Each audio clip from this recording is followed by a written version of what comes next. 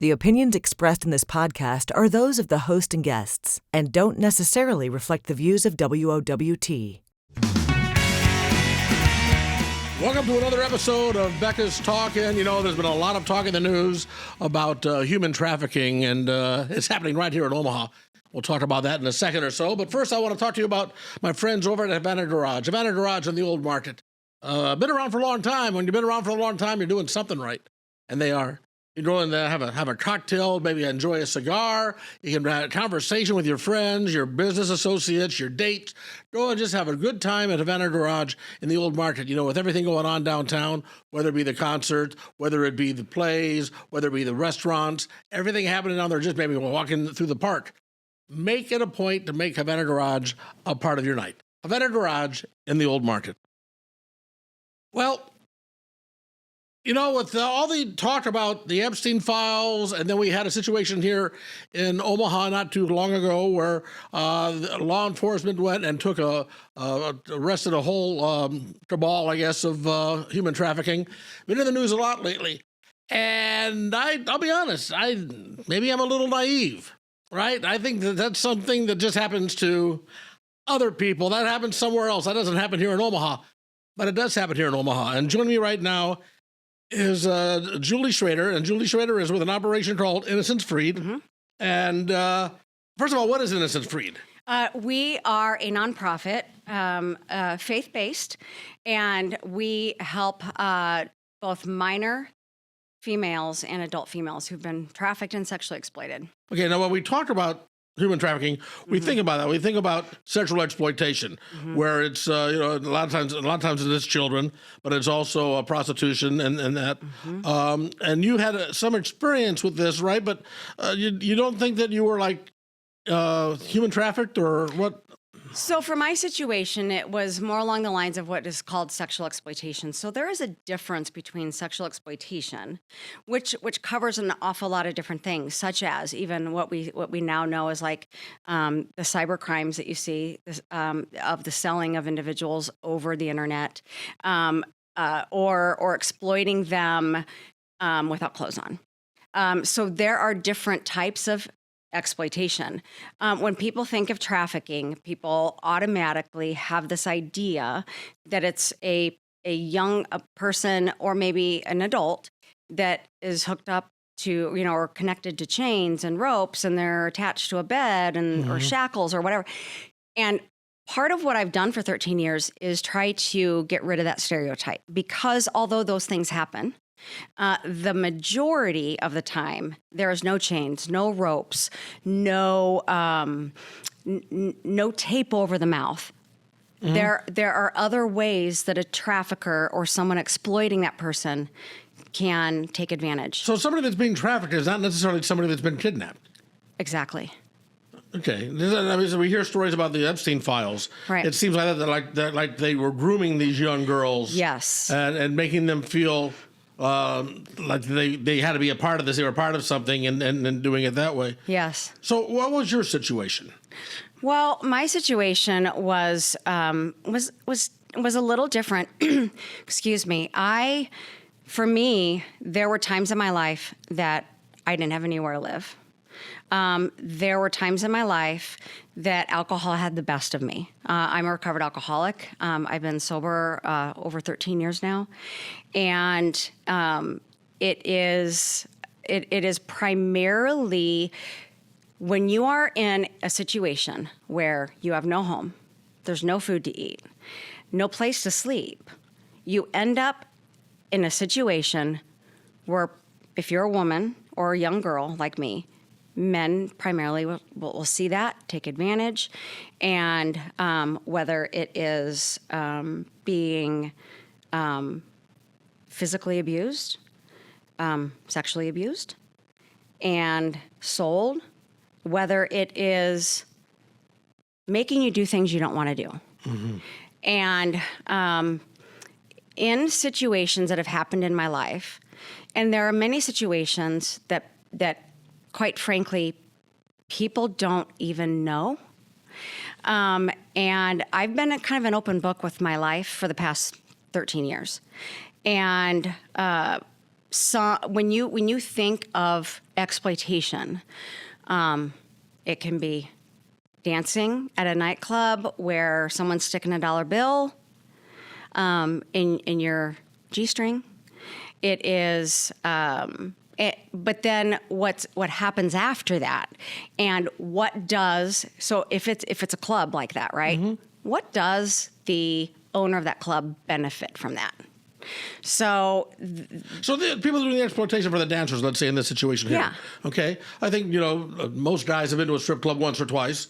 Is it the owners of the bar that are doing the exploitation? Is it the boyfriends that are doing the exploitation? It could be either. Or are these women doing it on their own because they actually are trying to raise money for college? All of the above. All of the above. Just because someone's a dancer doesn't mean they are being exploited. That's what this is where I believe very strongly. If a woman is doing that by choice because she's trying to pay for college or pay for her baby she just had, right? I believe she's exploiting herself in a way that doesn't honor her for her brain, her spirit, her soul, and the other talents that she has. So who she really is gets covered up by that. And so I've been there. And so I know what someone feels like doing those things and being up on a stage. And it can be very humiliating. And it can make you feel like you are less than. And I'll put in there, because I am a follower of Jesus Christ. It can make you feel like you are not good enough for God, and that He'll never forgive you for what you did. And if I walked into a church today, I would burn up, because I have been so full of sin, the things that I've done. Because generally people know that those things are not. Were you a religious person when you were an alcoholic, when you were homeless, living on the street, or was this something as part that helped you get sober? It's something that helped me get sober. I knew about God. I can tell you that at the age of 13, I believed. I went to a church function with my junior high friends, and I can tell you, I said what they call the salvation prayer or the fireproof prayer. I said these things, but my life didn't reflect it. And so I didn't really understand who God was, because he seems like such a big ogre in the sky, just so many. And when I lived the life I lived, which was a destructive path and things that happened to me, I was taken advantage of when I was in high school by a kid in high school before I ever experienced being with a man or boy. So that kind of set the stage for things in my life to spiral. And it was actually a tugging or a pulling, I would say, that I felt like I needed to get to church. So I understand. You say that some other high school kid basically used you against your will? Yes. Would you say you were raped? Would that be? Yes. Okay. Yes. So you were raped. I'm not sure what I can say on here and what I can't. So I'm trying to be really. Yeah. No, you okay. can say anything. This is a podcast. We're not on the radio. We're not on the radio. Okay. So just be real and genuine. So you were raped when you were in high school, and that did that then send you down that pathway of the alcoholism and the homelessness? You think it did. I didn't realize until I got a little bit older what happened to me, what that did to me. It took so much from me, and I did feel like trash. I felt like junk. I didn't tell anybody. I told actually a couple of friends of mine, but I didn't report it. I didn't go home and tell my mom. I didn't even tell my sister, not till later. But what that did was it made me, number one, extremely vulnerable. That was my first experience with sex. So if that's my first experience with sex, I mean, it was awful. And so it made me, it really put me in a place where my self-worth was less than anything you can imagine. And because of that, it's like I heard a trafficker one time on this documentary, and he said, He said, I can actually tell when someone's been trafficked or abused. They have it written all over their face. I do not understand that, but someone who's vulnerable, those who are perpetrators, they can see that. They can feel, and I don't, like I said, I don't understand it because I'm not them, but they'll tell you that. And it made me, I had it on my face. Mm-hmm. And so after that, I spiraled. I started drinking all the time. I ended up actually in treatment. Remember Epley Treatment Center in Omaha way back when? Okay, yeah. Yeah. I don't recall. It was, yeah. I mean, I was in there when I was 17. I ended up dropping out of high school. And I did go back and get my GED and went back to school. But it set the stage for so much. And just being an alcoholic for as long as I was. It really, yeah. So you're down, and then you say that you were taken advantage of. Mm-hmm. Some guy saw your situation and says, hey, you don't have a place to live. Come on, you can crash at my place. Exactly. That's exactly how it happened. Mm-hmm. You said it. Yeah, and so from that, so what you think is going to be like a somewhat normal relationship turns into were you forced into prostitution? Were you forced into dancing? How were you exploited? No, I wasn't forced into those things. For me, it was out of desperation. Because when I ended up in these places where I'd end up being with this guy who I thought was my boyfriend, he clearly didn't have that in mind, and all I was there for him. Were you about the same age, or was he an older man? Was he? If it depends, because this was not a one-time thing. Mm-hmm.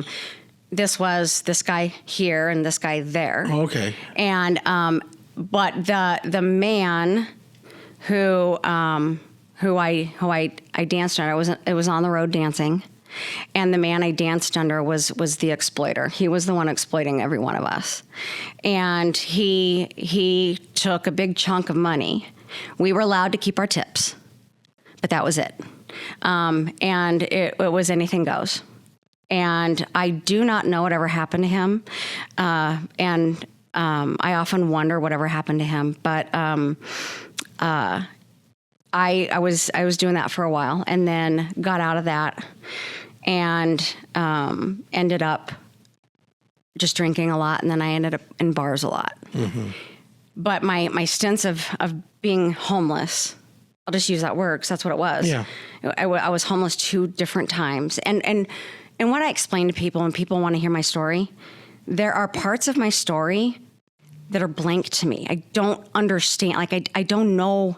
It's like I have no memory in between these things. And so I think there was such trauma in certain times in my life that I just haven't remembered it yet. So there are some bits and pieces that I can't quite put together, especially as far as timeline. I can't put the timeline together quite right. But there was a lot of trauma in my life. There was a lot of physical abuse in my life. My daughter's father abused me, and I did press charges against him, and he did end up going to jail. But that was who I attracted. And the abuse in my life was a lot. You said something very interesting there. That's who you attracted. Yeah. So you think that you brought this on yourself with just in your situation, that the abusers. The abusers made you feel comfortable, right? That was your comfort zone. Yeah, it was my comfort zone because that's all I felt like I deserved. Mm-hmm. I didn't think I was good enough for a man that had a good job, had respected me. I didn't think I didn't think a man who had a college education would even be interested in a person like me. In my mind, I was a loser. Was this like your childhood growing up. Yes. Were your parents abusive to you? Or did they know when you were going through the drinking and all of this? Did they try to help you? Did they try to get you out of it? What was the family situation like during all of this? I came from a very dysfunctional family. My father was an alcoholic, but he didn't live with us. He left when I was 5. He and my mother divorced. He moved to California at the time, and I rarely saw him. But in all fairness to him, that I found out later on was that my mom kind of kept him from me. And any conversation I had with my dad, my mother had to be there listening to every conversation. I remember I had to hold the phone like this so she could hear everything, and she would tell me what to say. And that's not healthy. Yeah. My dad was an alcoholic, but he loved me. And I have an older brother and a younger sister, middle child. Scapegoat, they say. I was a good scapegoat. But there were situations growing up that were not good. And I'll leave it there. Okay. And so then that's how you wound up in this situation. So you mentioned the drugs and alcohol. Is that a trait for people that are being trafficked? Yes. in the sex work, I would imagine? Yeah. What about those who are trafficked? Like we had the situation there in the hotels that they busted a few weeks ago. Those were for workers. Those were being trafficked for work, for laborers. Drugs and alcohol a big part of that too? Oh, sure. Yeah? Oh, 100%. So it's 50-50. You're either an addict or alcoholic before you get trafficked, or you become one after during your trafficking, after trafficking. So it can go either way. Either way you look at it, you're vulnerable, right? So if you're addicted to alcohol and or drugs beforehand, you're vulnerable to being manipulated and then trafficked, okay? If you didn't do either one or one or the other, right? Whatever. But you weren't an addict beforehand, you end up getting trafficked. They're going to get you hooked on drugs. When you get hooked on the drugs under a trafficker, they become your supplier. So that is another way they get you to not leave.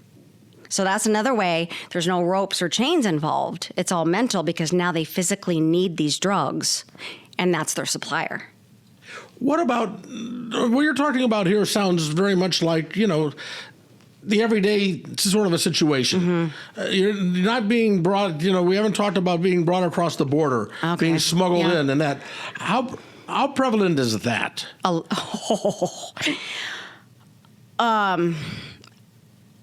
I don't even know that we have accurate numbers as a United States. I do not know that there's actual numbers.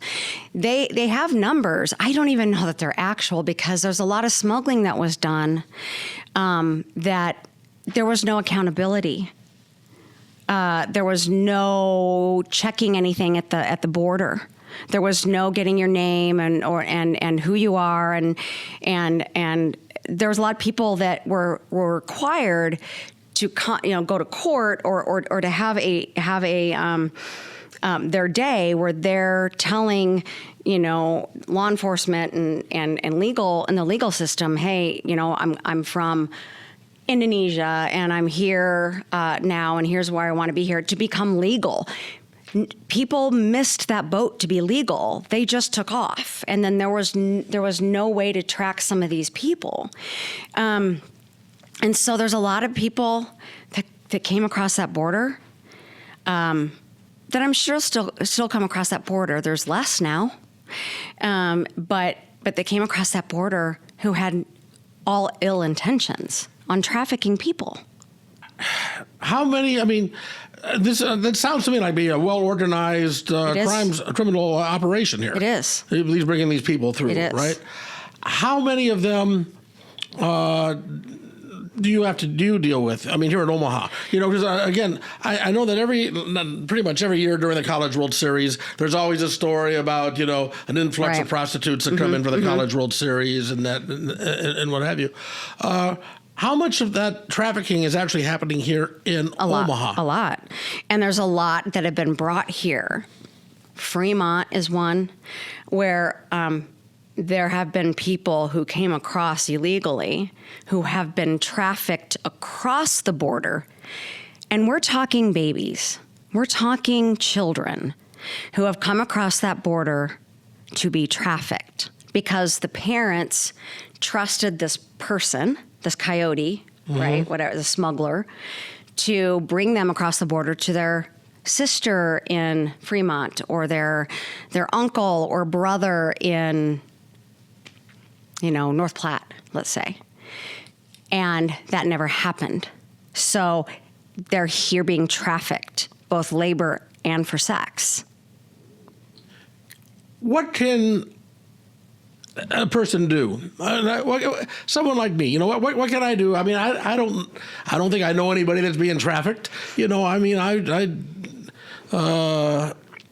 I've seen, hookers walking the street, down on Leavenworth, downtown sometimes, but you can't just stop them and say, hey, do you need help, right? I mean, or if a person goes to a strip club, how do they know that person is there of their own will and not being forced into it? It's hard. It is hard because so let's say there's someone down there on 14th who is prostituting. You don't know if their trafficker is around the corner on 15th or 13th or whatever, and they're watching them. So if someone were to come up, say something to them, and then drive away, she might get beat up thinking maybe someone was offering her help, right? It's very risky to approach someone, especially if you know they're being trafficked, but if you're not quite sure. It is hard to know. And I think it's even more difficult to spot these things the more the traffickers learn that we're onto their tactics. And so I think they take more drastic measures to try to hide it better. Because they don't want to get caught. But of course, so much of this is all online now, too, right? It's all websites and stuff like that, right? So that's 100% right. The majority of it, I think, is done online now. So there is, as a matter of fact, so much online now that has gone even from outright selling people where there is a lot of cyber exploitation happening. And it looks a little bit different. They're able to find these kids, send them a text, try to get to know them. Let's say this kid sends a nude over to this person then, and these are people in other countries likely, who then send to them, okay, I have this picture of you. If you don't do X, Y, and Z, I'm gonna release this. And oh, by the way, I know where you live. Here's where you live. And they send them their address. Oh, and I know who your sister is. Her name is blah, blah. And I know your dog is named whatever. And they threaten to hurt people that they love. If they don't give them $500 so that the nude doesn't go all over social media. Right. So this is a newer thing, and it's even become, and I just learned this at the Attorney General's summit this past week. At the Attorney General Summit, one of the executive directors of the Cyber Crimes Unit came and spoke to us, and from NECMEC, and talked about this new crime, and they call it sadistic exploitation. And I won't get into how graphic it is, but it is now a crime that is increasing. Like, she gave us numbers from last year, and they more than triple this year so far, and we're not even done with the year. And these are things that are happening that are the most heartbreaking things that you could read. Like, she was showing us these actual texts, and these are just so heartbreaking. So people in other countries are figuring out how to cash in on the youth in order, for them to get money But to hurt these kids and humiliate them, and it's just awful. So there is now a whole other level of this trafficking that I didn't see coming. It's sad. Is there any situation here where the kid or the young adult or whatever has high self-esteem, but they just thought, oh, this is going to be a hoot. This is going to be something different. I mean, we talked about, Sure, yeah. those that were being trafficked having low self-esteem and being taken advantage of. Are there people though that maybe, just say, I'm feeling pretty good about myself, and this guy wants me to dance, and so I'm going to dance, or is it always people with low self-esteem? Gosh, that's a really good question. I try. You kind of tripped me up on that one. Yes, it's possible. Of course it's possible.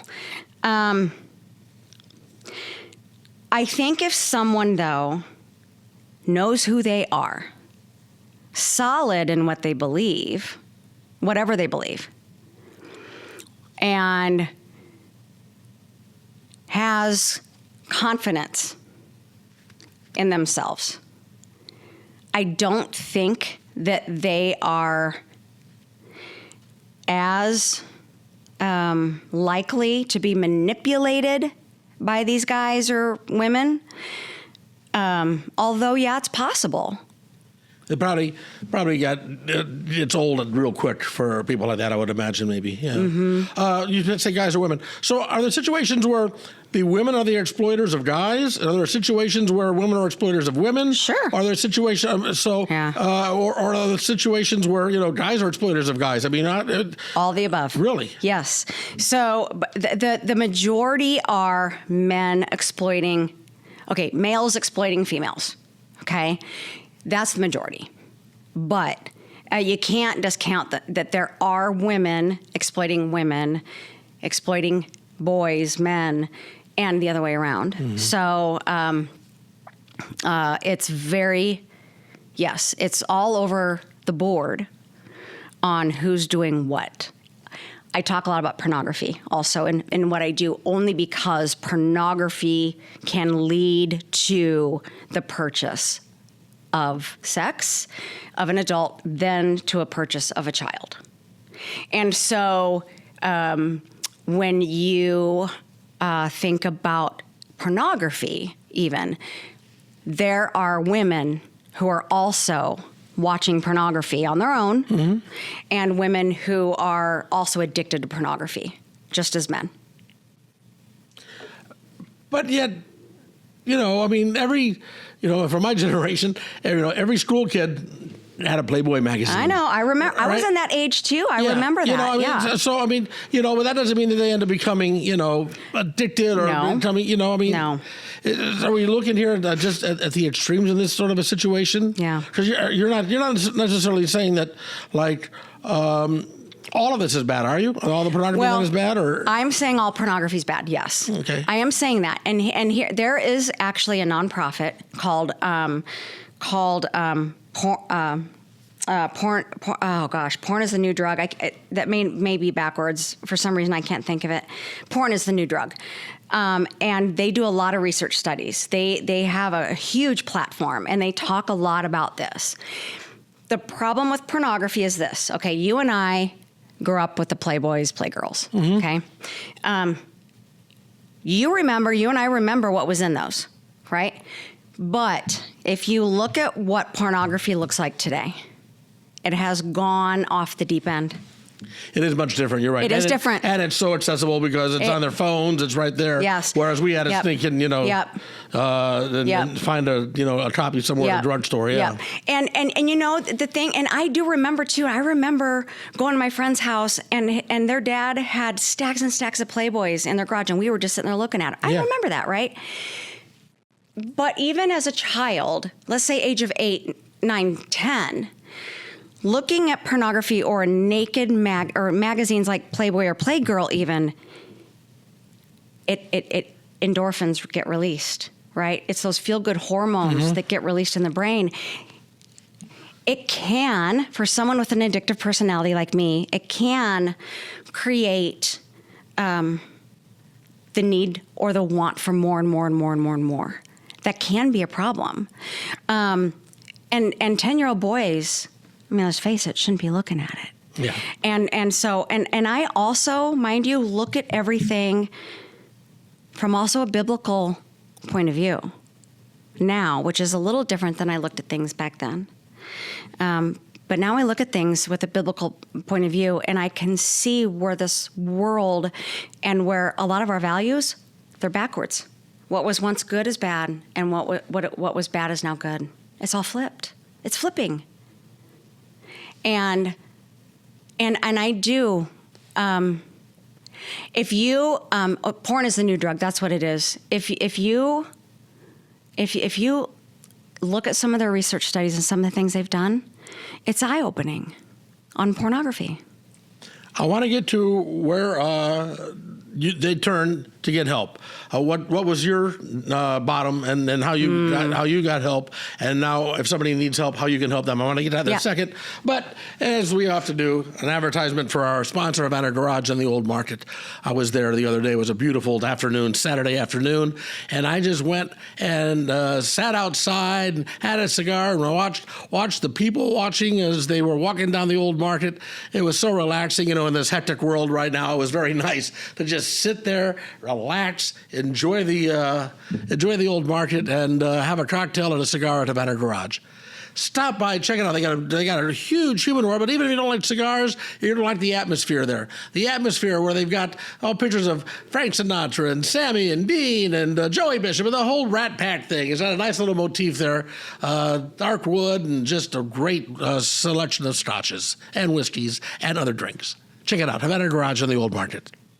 So, someone finds himself in this situation, whether it be a foreigner who's here being trafficked for labor, whether it be a woman that's being trafficked for sex, or so many other situations. Find themselves in that situation, and they finally say, I can't live like this anymore. Well, first of all, let's talk about you. What was your bottom? What made you decide to say, okay, I got to change things? It wasn't that easy. My bottom, I've actually had a couple of them. And I think some recovering alcoholics or addicts are going to understand where I'm coming from with that. I've had a couple. And my first one was when I was without a place to live, and I'd ran into an old boyfriend of mine, and he took me back to his apartment where he lived, and he's like, I got to go run off and do some things. Go ahead and hang out here in my apartment. I'm like, cool. Well, I didn't know he had a roommate. Well, the roommate tried to take advantage of me, and I escaped, actually. And it was downtown, so it was in one of those high-rise apartment buildings, and I actually ran downstairs in the lobby, and I just was crying. I didn't know what to do, and this brand new young married couple, they were like, "Are you okay?" And I just kind of explained the quick situation, so they let me go stay with them, and I went and stayed with them. But in the meantime, this is before cell phones, so there was a payphone in the lobby, and I needed to figure out what I was going to do, and I ended up calling a church, and that was back I had no money. And so I called the church Collect. Was it a random church, or was it the one It was a church that I knew of, and I won't mention the church just because. And I called that church Collect at the time, and they asked, "Are you safe right now?" And I said yes. And this was at night, so there used to be people on call at churches. I don't even think there is anymore. And they said, "Are you safe tonight?" And I said, "I am tonight." And their youth pastor came and picked me up, and they moved me into their house.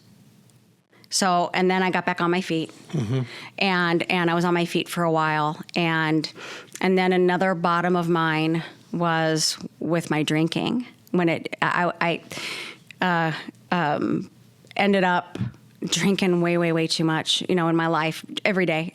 I mean, I was drinking 6 to 12 beers a day, and I'm not a big woman. Yeah. And I remember seeing a doctor once, and she said, never drink more than 2 beers a week. And I remember thinking, oh, my word, I'm drinking that at easy in a day. Yeah. And I did that for years. So I eventually just had this breakdown, and my husband was sick of my drinking. I mean, he had it. And I wasn't treating my family well. And we started going to church. My dad ended up with, my father wasn't really in my life much. He ended up, because he was an alcoholic, he ended up with stomach cancer from alcoholism. And we ended up having a relationship for the last 2 years before he passed away. But for some reason, there was a bottom in there, and I had had enough of myself, and I felt this desire to go to church. So I said to my husband, I said, we need to go to church. And he's like, go ahead and go, right? Like, at first he didn't go with me. And then, like, the third time he started going with me. And it was actually during this church service, which I'll never forget. I remember what was taught, and I was shaking in my seat, and I just broke down. And I remember receiving Christ as my Lord and Savior, and telling him, I'm so sick of me being me. Can just come in and do your will with me, basically. And my life has been going uphill and has been changing ever since. I never understood what real love was until Jesus actually showed me who he was. And it's hard to explain what that means. It's hard for me to sit here and say, what does that mean? Because people that don't understand that, they're like, I don't get it. But I didn't get it until I understood how much I was actually loved, and I wasn't a piece of trash, and I wasn't a loser, and I wasn't. I grew up being told, you're good for nothing. You're lazy, good for nothing. Lazy, good for nothing. Lazy, good for nothing. And I eventually, it was like, I am not that. I'm not that. Mm-hmm. How could the God that created everything love me that much to come rescue me from myself? So someone listening to this knows a situation. Maybe they are in that situation, or they know of that situation, and they want to come to you for help. How do they go about doing that? And you can email me at julie@innocencefreed.org. We have a website, innocencefreed.org, and can get a hold of me that way.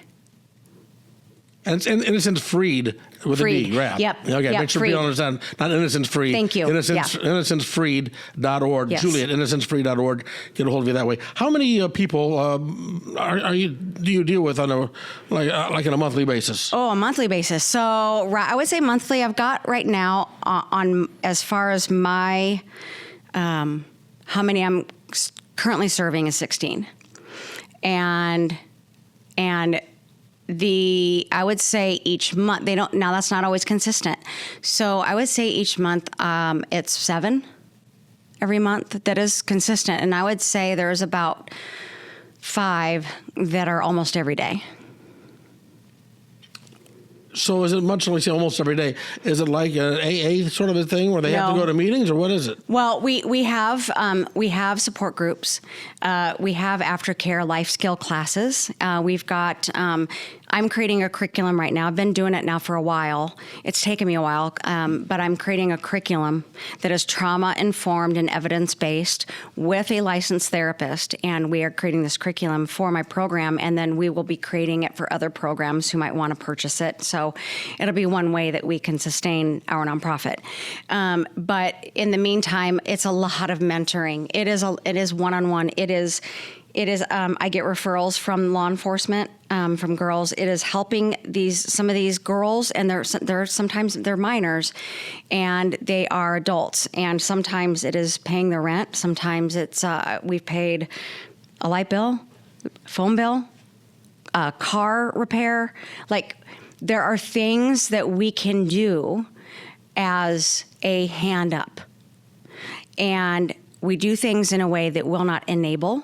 We want to make sure we help, not hurt.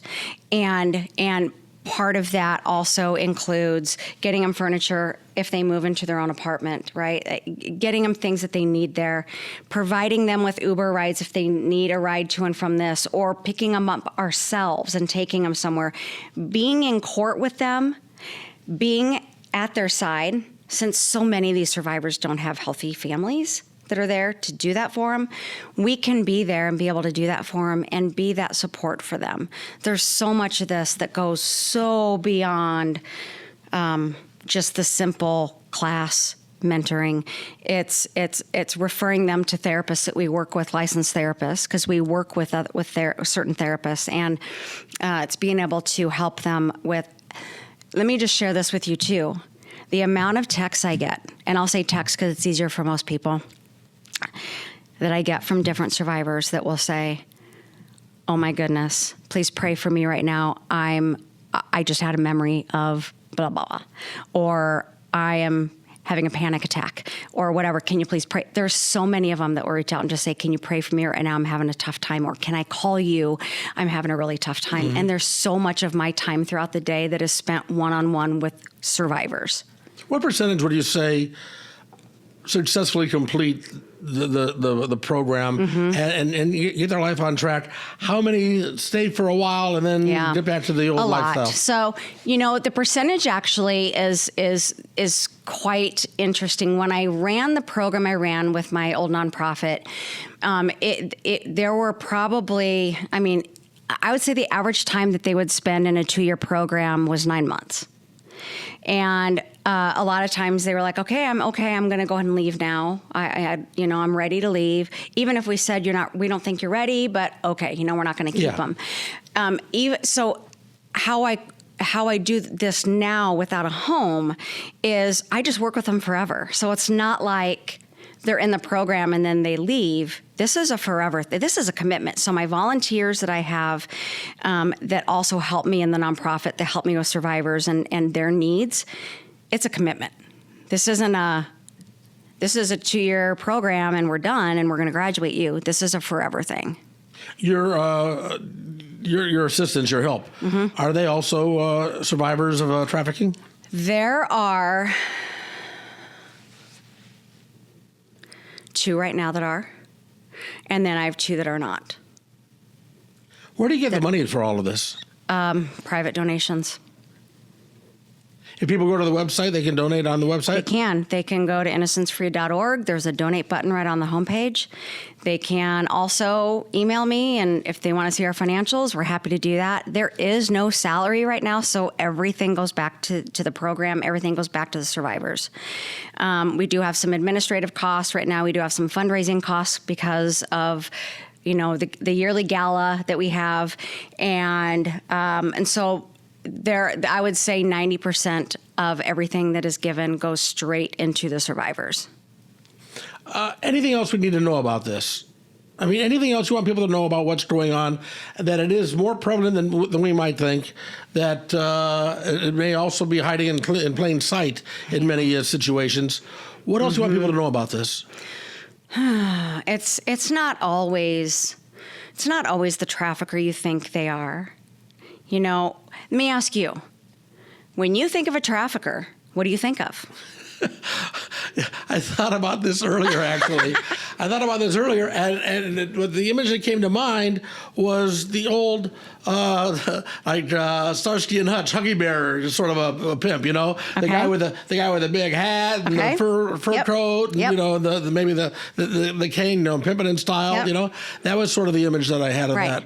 I'm guessing that's not the reality. That's not it. That's not. Yeah. There are those guys that kind of portray that sort of thing, right? Again, fewer probably of those. There are different types of traffickers. There are Romeo traffickers. There's gang traffickers. A right? Romeo trafficker. Right. So it's anybody. It is your rich person. It's your not rich person. It's your West O person. It's your South O person. It's anybody, as well as the people that purchase. What do you think if you watch the movie like Pretty Woman, or I don't like it, or a movie like that that sort of glamorizes? I don't like it. It is the wrong message. It is not reality. And glamorizing prostitution. The truth of the matter is, oh my goodness, Tom, think about it. Do you really think these women or men or people that identify, whatever, right? Do you think they want to just have sex with any random person to buy them? I think that might be depending on the person. I mean, I think that there are probably some that there's something missing in their soul where they just say, okay, that they get the attention, their attention. Yep. So they do, they do get something out of it. Okay, I don't think it's all Which brings me to this. Yeah. What about like legalized prostitution? Would that help? No. There's actual studies and research been done by legalizing prostitution. It actually gets worse and it increases the numbers. Really? Yes. So there's no safety valve or something where they to check to see if the women are being forced into it. Yeah. Nope. No. And here's the other thing too. We don't really have those numbers. We don't have numbers of how many are actually being trafficked against their will or, trafficked. We also, all we have is there was a study done by a woman, PhD, Dr. Melissa Farley. Okay. And I've talked about this for years. So it's an old study, but I think it's the last one she did. She's amazing. But she did a study, only 1 to 3% of her study. And again, if you Google Melissa Farley and prostitution, you'll find it. But only 1 to 3%. Don't do it at work. No, not at work. No. The boss sees that in the Google. You might That's have right. So much pain to do. But only 1 to 3% are actually prostitutes versus being trafficked. Mm-hmm. That's not a high number. 1 to 3%. That's it. Wow. You bring up a lot of interesting points, and with all this in the news about the Epstein files and that, I'm curious. What do you think about this? Like with the Epstein files, they're all saying, well, we can't give the name of the victims. For me, that seems like they're actually criminalizing the victims. Mm-hmm. It's like that they did something wrong. Whereas if you mean the victims or the buyers? The victims. Okay. The victims. If you're the victim of a crime, that's going to make the news. That's going to be reported. But if you're the victim of a sex crime, then they don't give the name. And to me, that puts another layer of shame on it that you shouldn't have if you're a victim of a crime. I mean, I know this is unpopular and that, but as I think about it, it's like if a woman is raped and murdered, they'll say this woman was raped and murdered. But if the woman was just raped, well, then we can't give the name, and that doesn't make sense to me for some reason. Because they're a victim of a crime. They did nothing wrong, so they shouldn't be ashamed of it. They shouldn't be. It shouldn't be hidden. And I know that's an unpopular opinion, but yeah. I mean, I think if they're a victim, they have the right to remain private. If they're a victim, only because they're a victim. They didn't choose to have these things happen to them. Mm-hmm. But I do think that if it's a perpetrator, they deserve to have their name blasted all over the news channels. I do believe very much that the buyers of Epstein or Diddy, because Diddy, don't get me started on that, but the buyers who willingly know that what they're doing, right? I think they should have their names blasted everywhere. If you are going to purchase a human being that you don't actually know is there against her own will, and if her trafficker has been grooming her and manipulating and brainwashing her like his job is, she's going to even pretend to the person buying her that she wants to be there. I will tell you this, though. I know survivors personally whose person that bought them actually is the one that let them go because they didn't know. They didn't know when they bought them that they were a victim of human trafficking and they're against their will. But through talking in the hotel room, they learned that they were, and they actually let them go. So when you say they bought them, you mean like just they're the John. And I don't want to use the word John because it makes people with the name John feel bad, right?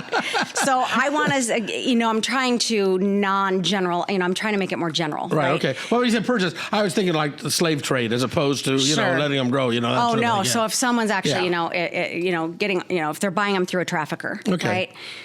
They don't always know it's a trafficker because the trafficker is posting on these sites for this female, or the female is forced to post, but a lot of times it's the trafficker posting. You'll see a lot of the same numbers on these things. That usually means it's a trafficker. And so there have been victims that I know today that they helped them escape. Once again, if you know somebody in this situation, or you are in this situation, you can contact Julie. It's Julie at InnocenceFreed.org. Yep. Julie at InnocenceFreed.org, and she can help you get the help that you need. Fascinating conversation, and like I said, it's outside of my realm of reality. One more quick question. We talked about the mindset of the low self-esteem and the mindset of the women that are being abused and trafficked in the situation. What about the mindset of those that are the abusers? The mindset of the pimps, the Johns, the traffickers. What's their personality like? Is there a common thread through them? For traffickers, I think a common thread is that they themselves have been abused. They don't respect women. They don't respect people.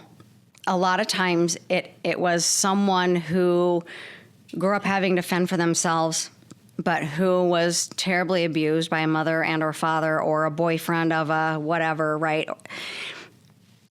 The traffickers have a foundation of a lot of brokenness.